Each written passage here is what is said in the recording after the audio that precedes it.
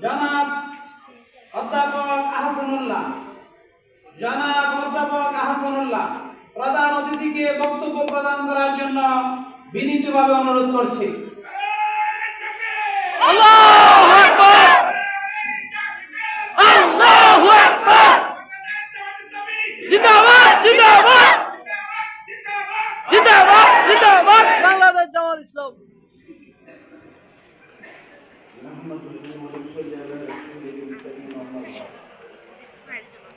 সম্মানিত সভাপতি, বিশেষ অতিথি, অন্যান্য অতিথিবৃন্দ,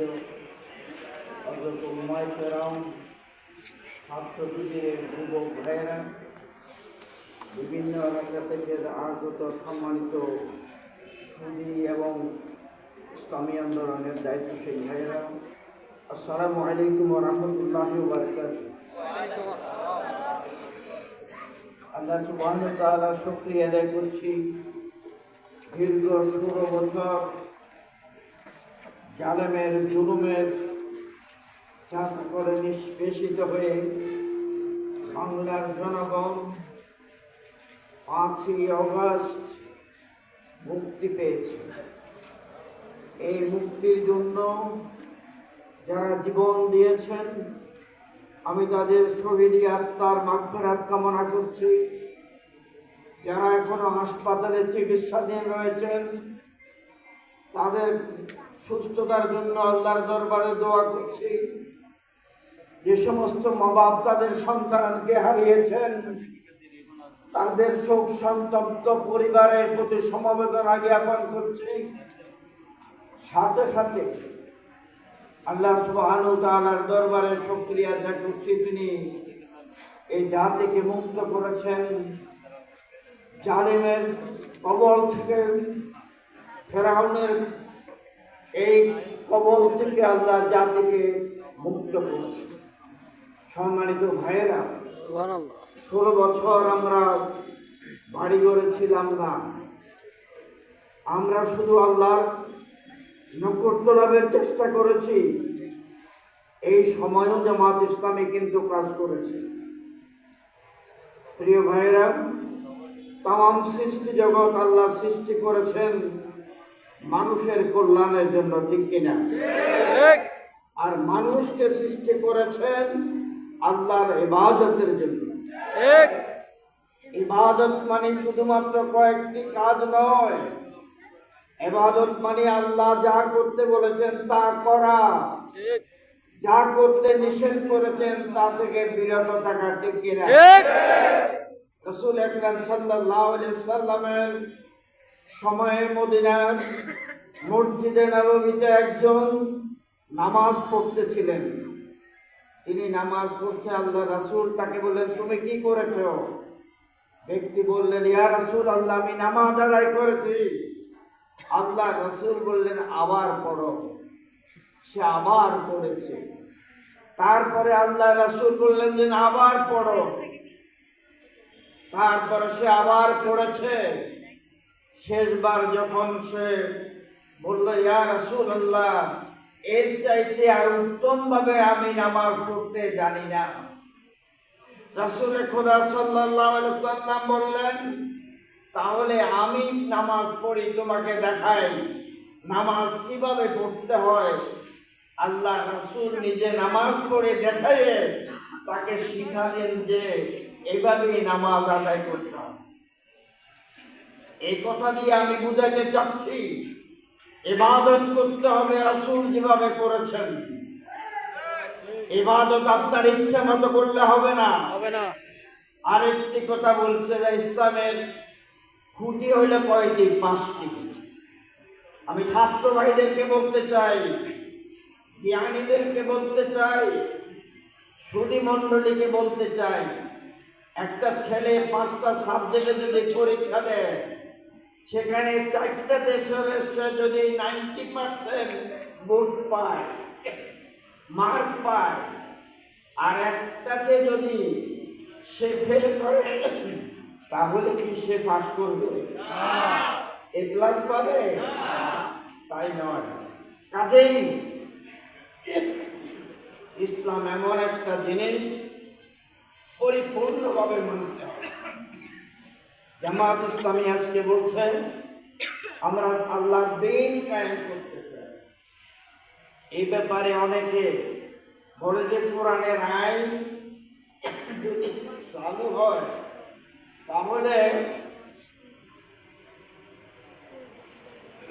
চোরের হাত কাটা হবে, বা যদি চোরের হাত কাটা হয় চোরে না গরম হবে, চোরে না কোরআনের বিরুদ্ধে করবে।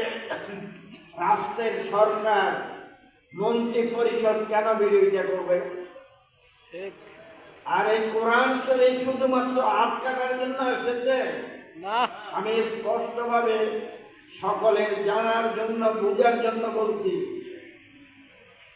বাংলাদেশে আজকে যে সংবিধান আছে, এই সংবিধান সবটাই কোরআন বিরোধী নয়, ঠিক কিনা? সেখানে মৌলিক যে কথাগুলি আল্লাহ নিষেধ করেছেন, সুদকে হারাম করেছেন, মদকে হারাম করেছেন, জেনাকে হারাম করেছেন, অন্যের সম্পদ আত্মহরণ করাকে হারাম করেছেন, মানুষ হত্যাকে হারাম করেছেন।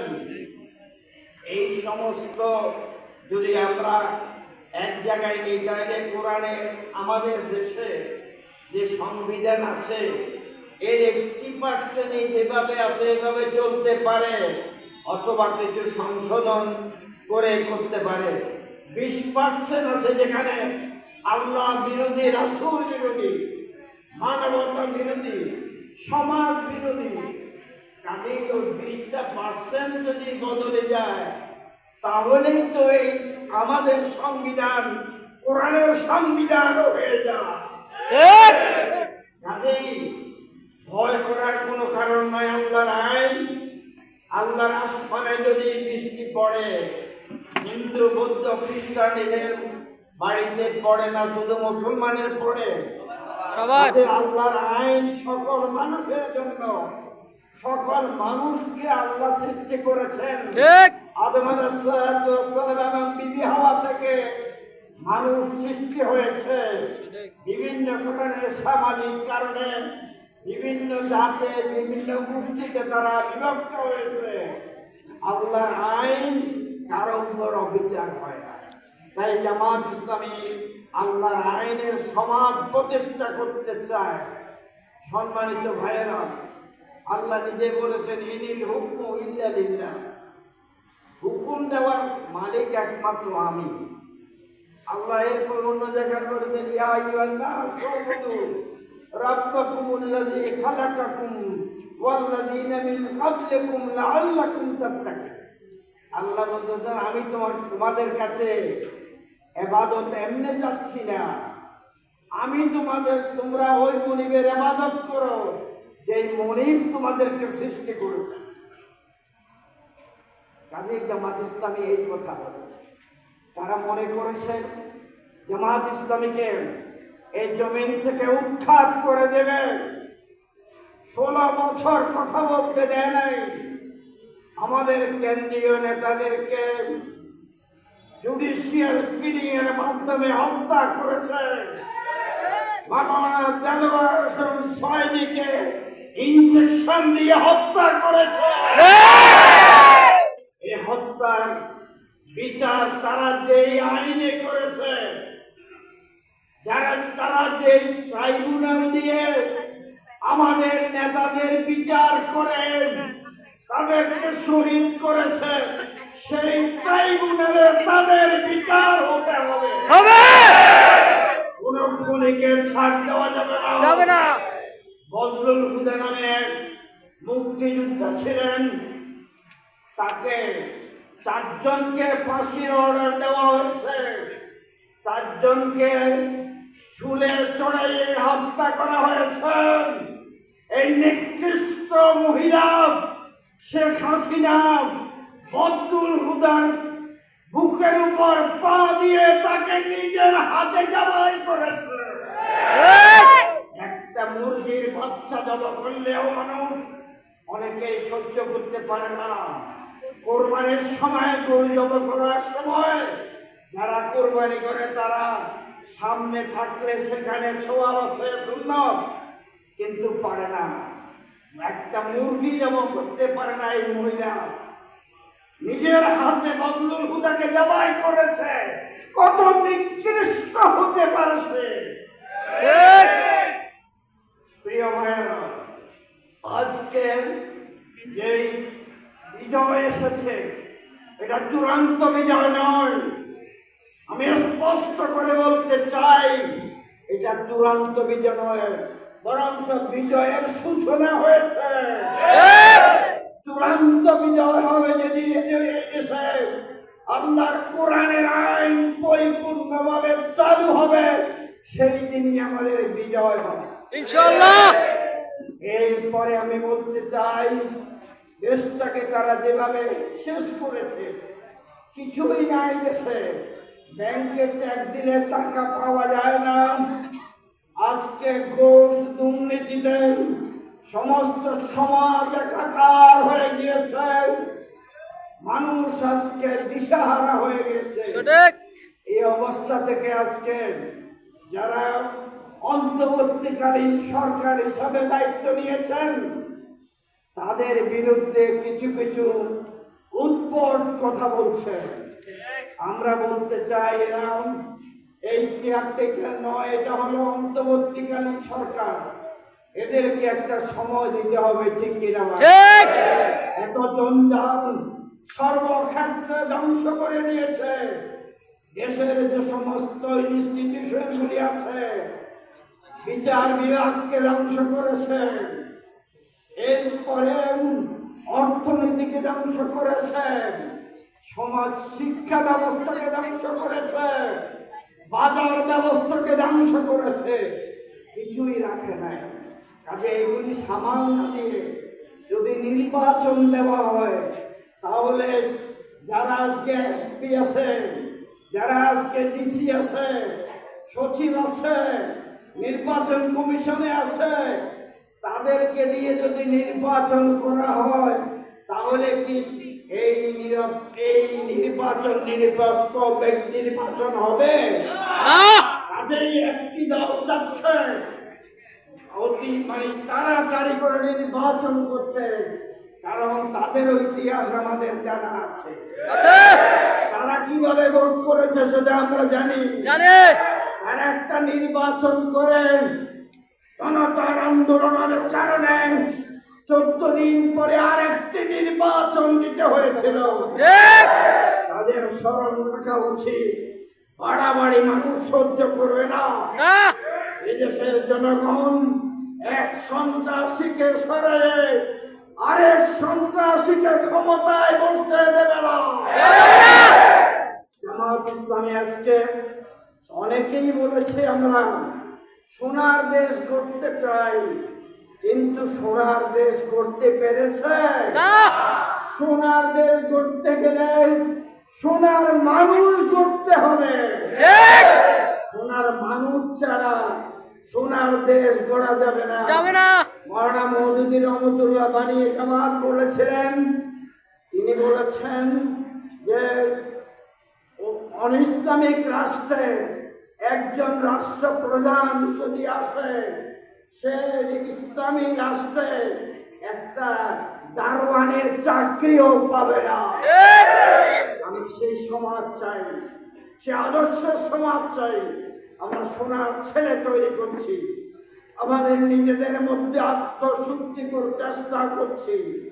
আমরা আমাদের ভাইদেরকে নিয়মিত কোরআন পড়তে বলি, হাদিস পড়তে বলি। একজন আমাকে বলে, স্যার আপনি পেশাব ধরছেন না? আমি বললাম, হ ভাই আমি পেশাব ধরছি, কারণ তাকে যদি ধরি নাই বলি সে রাগ করবে। আমি বললাম যে হ্যাঁ আমি পেশাব ধরছি। বলে যে আপনার পেশাবের নাম কি? আমি বললাম আমার পেশাবের নাম জামাত ইসলামী। বলে যে এটা কেমন কথা? আমি আপনার পেশাব কি? ও আমার পেশাব আব্দুল্লাহ অমুক আরো যা নাম আছে সব বললেন। তা আমি বললাম যে আপনার পেশাব কি করে? আপনাকে ও আমাদেরকে তসবিহ পড়তে বলে, এতবার পড়লে এত হবে, এতবার পড়লে জান্নাতে যাবে। আর এই পীরের মুরিদ হলে তিনি জাহাজে করে সব মুহূর্তে জান্নাতে পৌঁছায় দিবে, এরকম বলে না? তা আমি বললাম যে আমার বিশ্বাস করে সকালে কোরআন অধ্যয়ন করতে হবে, অর্থসহ হাদিস অধ্যয়ন করতে হবে, ইসলামী সাহিত্য করতে হবে, তারপরে মানুষকে দিনের দাওয়াত দিতে হবে, মানুষের খেদমত করতে হবে, মানুষের দুঃখে আগে যেতে হবে, যেখানে অন্যায় অবিচার হবে সেটা প্রতিরোধ করতে হবে। ওদের তাই নাকি? আমি বললাম তাই। তা আপনার বিশ্বাসের চাইতে আমার বিশ্বাস তো আরো বড় বিশ্বাস। কাজেই এই যে ভুল ধারণার মধ্যে মানুষ আছে, আমাদেরকে আজকে ঐক্যবদ্ধ হতে হবে। আলেম সমাজকে, যারা কলেমার বিশ্বাসী, এই জাতির এই সংকটের সময় হাত জোড় করে আপনাদের কাছে বলতে চাই, আর অনৈক্য নয়, ঐক্য চাই, ঐক্য চাই। যারা কলেমায় বিশ্বাস করে আজকে এক হতে হবে, ন্যাক হতে হবে। এই অত্যাচার সমাজ, এই অধপতিত সমাজ, এই মানে জালেম জুলুমের সমাজ থেকে জাতিকে মুক্ত দিতে হবে। আলহামদুলিল্লাহ, আজকে জামাত ইসলামী এটাকে চিন্তা করা যায়। মাটিরাঙ্গাতে এই অল্প সময়ে একটি ঘরের ভিতর সমাবেশ করলে হাজার হাজার মানুষ আসতেছে। এটাই প্রমাণ করে বাংলাদেশের জনগণ জামাত ইসলামীকে গ্রহণ করে নিয়েছে। এটা আমাদের বৈশিষ্ট্য না, বরঞ্চ জালেমের জুলুমের কারণে মানুষ নির্যাতিত হতে হতে এমন অবস্থায় গিয়েছে আর নির্যাতন হতে চায় না। তাই আসুন একটি সুখী, সমৃদ্ধশালী, ইনসাফ ভিত্তিক মানুষ বিচার পায়। যখন যখন নিরুপায় হয়, জুলুমের শিকার হয়, সেই বিচারকেরা যদি বলে আমরা প্রতিজ্ঞাবদ্ধ রাজনৈতিক কর্মী, এদেরকে বাংলার জমিনে চলাফেরা করতে দেওয়া যায় না। যারা আজকে আমি শুনলাম কিছু কিছু ভাই জামাত ইসলামের মিছিল অথবা লোকেরা আসার সময় কিছু কিছু বাজে কাজ করতে চেষ্টা করেছেন। সুস্পষ্ট বলতে চাই, আল্লাহ নিজে বলেছেন মুহাম্মাদুর রাসূলুল্লাহ ওয়াল্লাযীনা মা'হু আশিদ্দাউ আলাল কুফফার রুহামাউ বাইনাহুম। আল্লাহ নিজেই বলেছেন, আল্লাহ রাসূল মুমিনদের প্রতি নরম এবং সদয়শীল, কিন্তু কাফের বেঈমানদের ব্যাপারে বজ্র কঠোর। আল্লাহর কোরআনের এই আয়াত অনুসরণ করে আমরা আপনাদেরকে বলছি, ভালো হয়ে যান, ন্যাক হয়ে যান। এই জাতিকে আদর্শ করতে জাতি আপনাদেরকে সুযোগ দেবে না। তাই আওয়ামী দুঃশাসন থেকে বাঁচতে হলে আজকে ইসলামের পক্ষের শক্তি, অন্যান্য ইসলামী বিশ্বাসী রাজনৈতিক শক্তিকে ঐক্যবদ্ধ হতে হবে। প্রত্যেক মসজিদ থেকে ইসলামের বলিষ্ঠভাবে দাওয়াত দিতে হবে, মাদ্রাসা থেকে দ্বীনের দাওয়াত দিতে হবে। মধ্যে তো একদিন হবে ইজা জা ইয়ালুহুম লা ইস্তাখিরুনা সাআতান ওয়া লা ইস্তাকদিমুন। আল্লাহ বলেছেন এমন এক সময় নির্দিষ্ট আছে, তোমাদেরকে চলে আসতে হবে, মৃত্যুবরণ করতে হবে। এক মুহূর্ত তুমি এক মুহূর্ত এদিক সেদিক হবে না। মৃত্যু তো একবারই হয়। সাইদের সাহেব বলেছিলেন যে ঈমান নিয়ে একদিন বেঁচে থাকা আর কুফরি অথবা দিন বিরোধী হয়ে 100 বছর বেঁচে থাকার মধ্যে কোনো মূল্য নাই।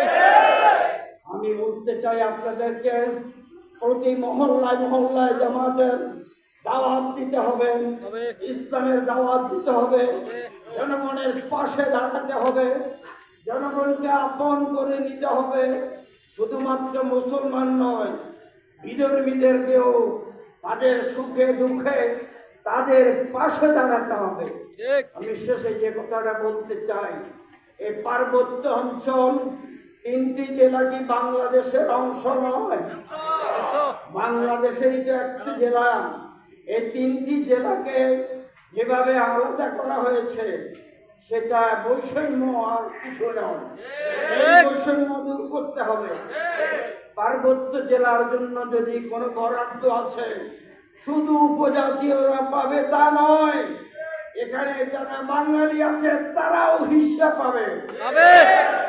এইখানে প্রশাসনের জন্য শুধুমাত্র উপজাতীয়রা প্রশাসনে যাবে, সিলেকশন হবে, সরকার নির্ধারণ করবে। এটা আমরা বৈষম্যের মধ্যে বলি। কাজে দেশের মানুষ অন্যখানে যেভাবে ভোট দেয়, পার্বত্য জেলাগুলিতেও সেভাবে ইলেকশন হতে হবে এবং জনগণের ভোটের মাধ্যমে তাদের নেতা নির্বাচন করতে হবে। প্রিয় ভাইয়েরা, আমাদের সময় এসে গিয়েছে।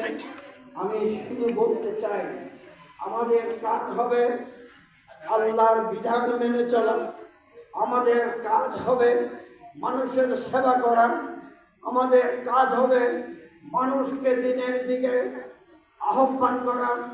আল্লাহ রাসূল বলেছেন, তোমরা যদি আমার থেকে একটি আয়াত শোনো, সেই আয়াতটি অন্যের কাছে পৌঁছিয়ে দাও। আমরা যে কথাগুলি বলেছি, ভালো কথাগুলি অন্যদের কাছে পৌঁছিয়ে দেবেন, সংগঠন কায়েম করবেন, মসজিদগুলিকে ইসলামের মার্কাজ বানাতে হবে। কাজেই এদেশ আমাদের, এদেশে শান্তি প্রতিষ্ঠিত হলে আমরা শুধু দুনিয়াতে শান্তি পাবো না, ইনশাআল্লাহ আখিরাতেও জান্নাত পাবো। তাদের জান্নাতকে পাওয়ার টার্গেট নিয়ে এই জাতিকে ঐক্যবদ্ধ করে আগামী নির্বাচনকে একটি সফল নির্বাচনের মাধ্যমে ইসলামের কোরআনের জয় ছিনিয়ে আনার উদাত্ত আহ্বান জানিয়ে সকলকে এগিয়ে যেতে হবে আমরা ইসলাম নিয়ে। শেষ করছি। ওমা তৌফিক ইল্লা বিল্লাহ। আসসালামু আলাইকুম ওয়া রাহমাতুল্লাহ। ওয়ালাইকুম আসসালাম ওয়া রাহমাতুল্লাহ।